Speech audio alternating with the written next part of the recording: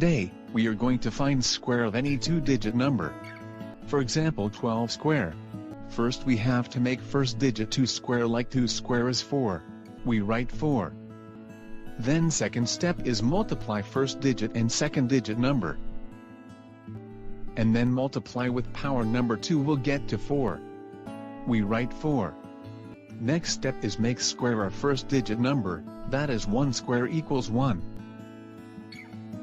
We write 1. And therefore we get answer 144.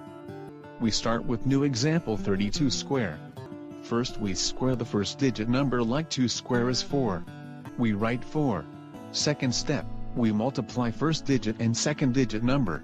Next step is, we have to multiply with power number 2 equals 12.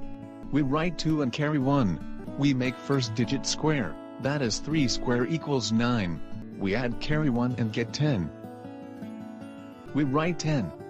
Our final answer 1024. Now, we take new example like 89 square. Next step we square first digit, that is 9 square 81. We write 1 and carry 8. Next step, we multiply unit and tens digit number.